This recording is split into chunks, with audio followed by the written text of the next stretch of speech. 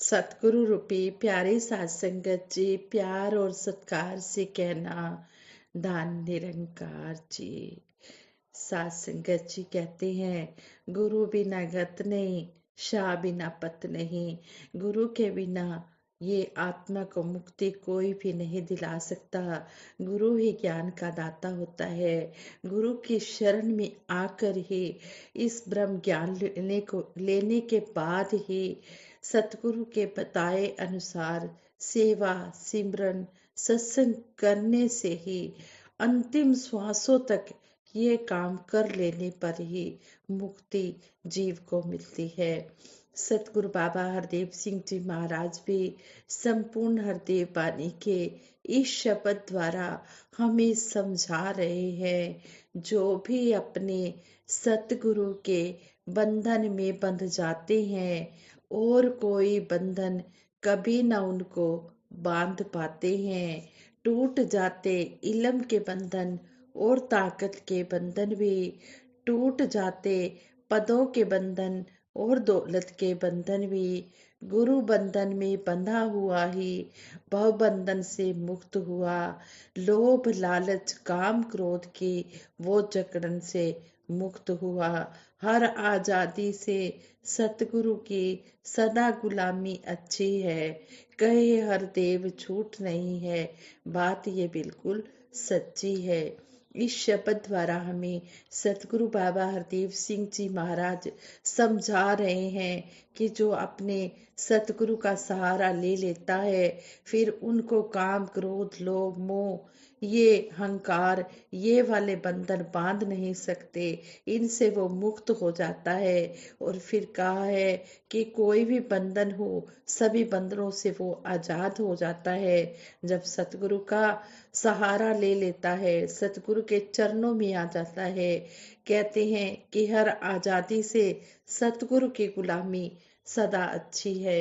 सतगुरु का गुलाम बन के रहना सदा अच्छा है, लेकिन दुनिया से आजादी होने के बाद ही सतगुरु की गुलामी हो सकती है। हम हमेशा मायापति के साथ जुड़े रहें, माया के साथ लिप्त ना हो, क्योंकि ये संसार जो है ये मिथ्या है और ये निराकार ही सत्य है। इस सत्य के साथ ही हमें प्रभु परमात्मा के साथ ही हमें इस सतगुरु ने जोड़ा है और सतगुरु ने हमें समझाया है कि ज्ञान लेने के बाद ही मुक्ति मिल सकती है, वरना जितनी मर्जी भक्ति करते रहो, गुरु के ज्ञान के बिना इस आत्मा को मुक्ति मिलने वाली नहीं है।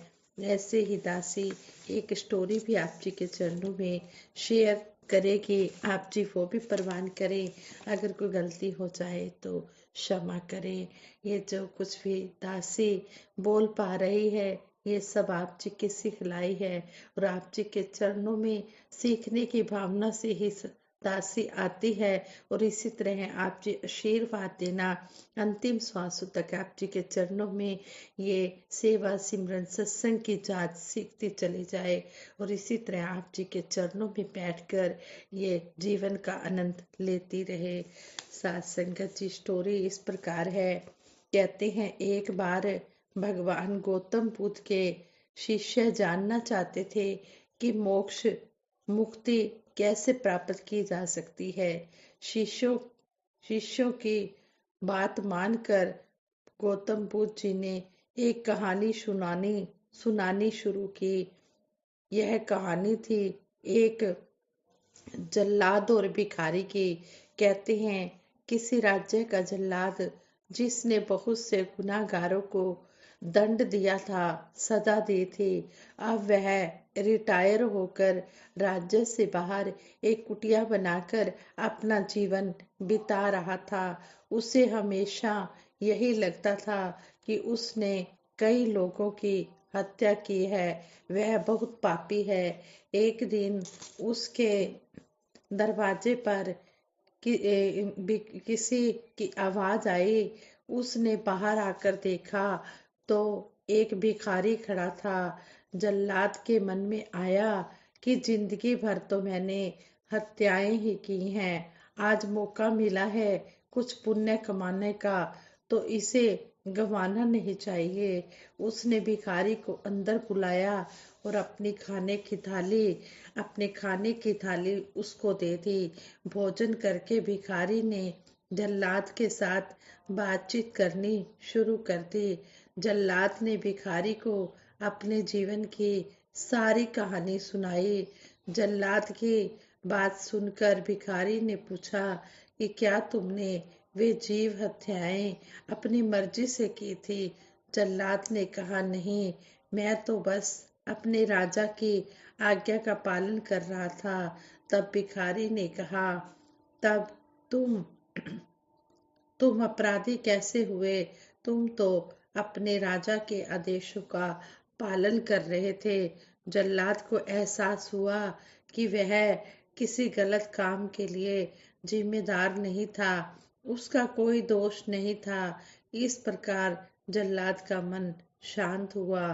फिर भिखारी ने जल्लाद को उपदेश दिया और उसने विदा ले ली। भिखारी को विदा करके जब जल्लाद वापस अपने घर में आया तो जल्लाद की मृत्यु हो गई। और कहते हैं कि ब्रह्म ज्ञान लेने के बाद उसको उसको मुक्ति प्राप्त हो गई।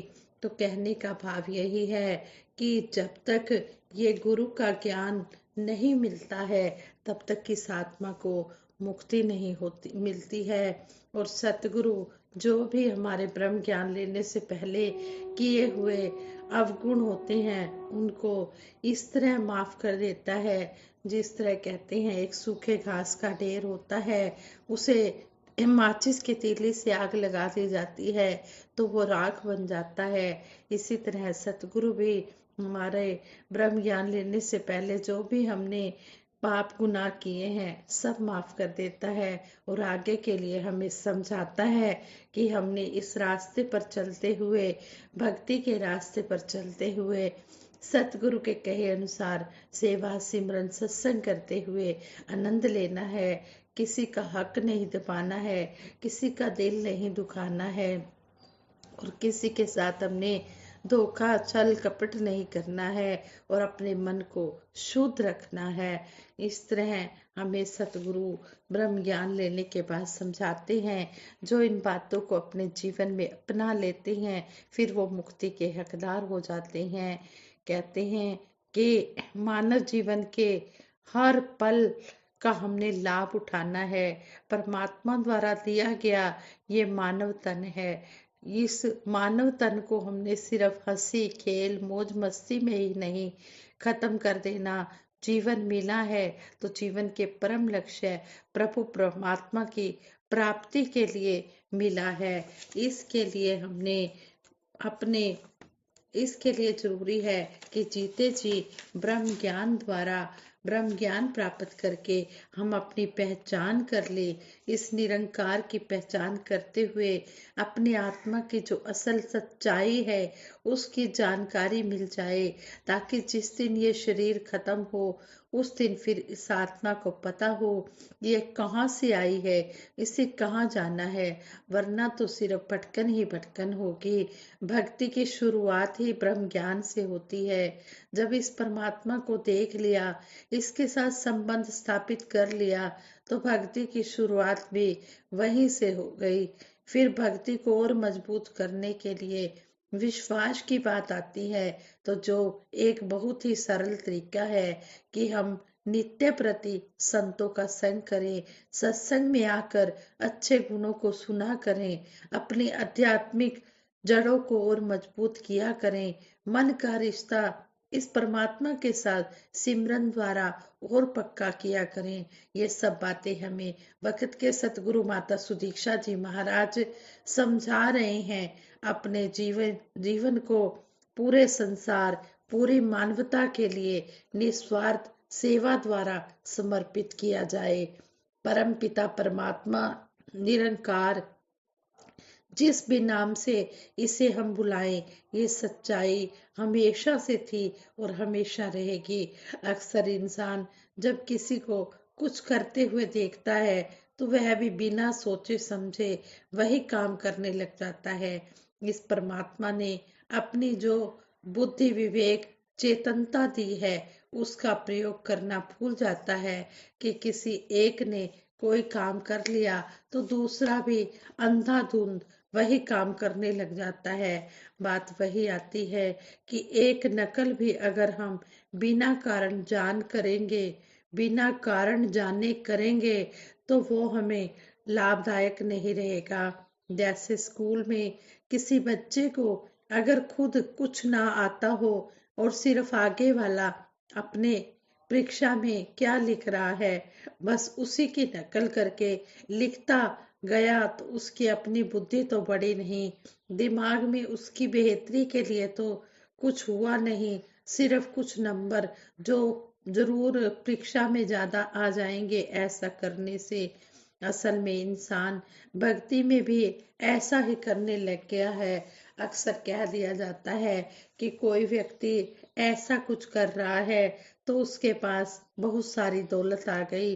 वो व्यक्ति तो एक तरह की कुछ अपनी रूटीन सुबह से रात तक रखकर जी रहा था, तो उसकी ये नकल करना भी एक कारण रहा है।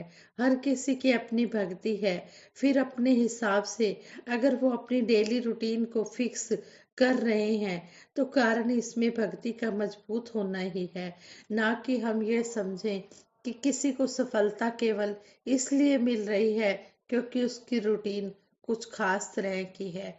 फिर एक नकल के तौर पर तो वो रूटीन हमने भी आजमा ली, सुबह से रात तक दूसरा व्यक्ति जो कुछ कर रहा है उसी को करते चले गए, लेकिन मन में उसके जो भाव हैं, जो अच्छी आदतें हैं, वही मूल कारण है जो उसको सफल बना रहे हैं। उसको ना अपनाकर अक्सर इंसान कुछ और ही तरीका समझकर उसको वैसे ही बिना किसी हिसाब के आंखें बंद करके नकल करता चला जाता है। अक्सर यही बात संत महात्मा हमेशा से समझाते हैं कि हर एक की भक्ति की अपनी पर्सनल जर्नी है, हर एक का अपना रास्ता है। संत क्या आवाज दे रहे हैं, क्या करने के लिए कह रहे हैं, जब हम ध्यान देते हैं तो यही स्पष्ट होता है कि इंसान को ब्रह्म ज्ञान लेने की ही जरूरत समझाई गई है। बात वही कि जब परमात्मा का एहसास हर समय रहेगा तो हम जो भी काम करेंगे हमारी भक्ति बनता चला जाता है। किसी को कुछ अच्छा लगा तो उसे अपनाना उस तरह से तो अच्छा है जिसमें हमारी भलाई हो, पर बिना वजह जाने एक जो अंधविश्वास भी कह ले कि किसी ने ऐसा किया कि ये प्रथा चलती आ रही है तो उसको सुनकर उसी तरह उसी भेड़ चाल में चलते चले गए। जो तो हर चीज का जब एक सही कारण पता हो तभी वो काम करना मुबारक रहता है, वरना तो संसार में अनेकों भ्रम हैं। सिर्फ ब्रह्म ज्ञान द्वारा ही भ्रम भुलेखे खत्म हो सकते हैं। सच्चाई का रास्ता ब्रह्म ज्ञान द्वारा ही समझ आ सकता है। समझ आता है कि किस तरह से अगर संसार को उत्पन्न ही अगर इस परमात्मा ने किया है तो इसकी बनाई कोई भी रचना अशुभ नहीं है। फिर तो यही पता चलता है कि हर समय ही एक मुबारक समय है। कोई दिन, कोई घंटा, कोई खास उसमें अच्छाई उस तरह से नहीं है। सभी समय परमात्मा के बनाए हुए ही हैं। कोई भी दिशा ज्यादा श्रेष्ठ या कम श्रेष्ठ नहीं है। सारी दिशाएं ही इस परमात्मा ने बनाई हैं। सभी इंसान श्रेष्ठ हैं, सभी इस परमात्मा के बनाए हुए हैं। तो इस तरह हमें सतगुरु समझाते हैं कि कहीं ऊंच नीच, जाति पाति, रंग नस्ल आदि किसी तरह के भेदभाव है और उसके कारण ही हम अगर किसी से नफरत करने का कारण ढूंढ रहे हैं तो इसमें नुकसान हमारा ही है, क्योंकि परमात्मा ने तो सभी को एक बराबर ही बनाया है। सभी के अंदर पांच तत्व ही लगे हैं। अगर शक्ल भी देखें तो आंख, नाक, कान, मुंह, हर शरीर में ये सभी एक समान ही काम कर रहे हैं। और हमने इंसानों में फर्क करने का कारण ढूंढ लिया कि वो उस प्रांत का है, वो उस देश का है, वो उस तरह का खाना खाता है, इस तरह की बोली भाषा बोलता है। तो ये कारण बन गए नफरत करने की। जो हमारे जैसा दिखता नहीं, खाता नहीं, वो इंसान अच्छा नहीं होगा। इंसान परमात्मा द्वारा बनाई गई पूरी मानवता के कल्याण के लिए अपना योगदान दे और अपने अंदर निंदा, नफरत, वैर, ईर्ष्या जैसी बुरी भावनाएं ना रखे। प्यार, नम्रता, विशालता, करुणा जैसी अच्छाई को मन में लाए और मानव में एक मानवीय गुण होने का प्रमाण साबित करे कि असल में वो मानव है। और इस तरह ब्रह्म ज्ञान लेकर अपना भी जीवन सफल करे और औरों का भी जीवन प्रेरणा देकर सफल करने की कोशिश करे। हमने हर समय निरंकार को याद रखना है ताकि हम भी एक अच्छा जीवन जीते चले जाएं और जीवन खत्म होने के बाद भी इस आत्मा को पता हो कि इसने निरंकार में लीन होना है। इस तरह मुक्ति का हकदार वही है। ज्ञान को जो जन जीता है, जो ज्ञान के अनुसार कर्म करता चला जाता है, सही मायनों में उसी की मुक्ति संभव है। आज संगत जी दासी से ये विचार करते हुए बहुत सी गलतियां भी हुई होंगी। उन गलतियों के लिए आप जी क्षमा करें। और आज के विचारों का टॉपिक भी यही था कि ज्ञान के बिना मुक्ति संभव नहीं है। ज्ञान लेने के बाद ही इस आत्मा को मोक्ष मिलता है।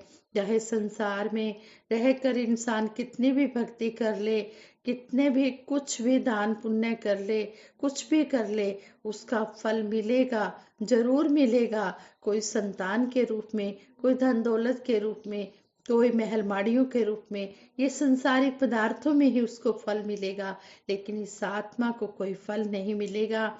इस आत्मा की जो मुक्ति है वो ब्रह्म ज्ञान के द्वारा ही होगी। इस बात को हम अपने मन में बिठाते हुए, कर्म रूप में लाते हुए अपना जीवन भी सफल बनाएं और औरों का भी जीवन प्रेरणा देकर सफल बनाने की पूरी कोशिश करें, ताकि उनका भी लोक सुखी परलोक सुहेला हो जाए। साथ संगत जी प्यार से कहना, धन निरंकार जी।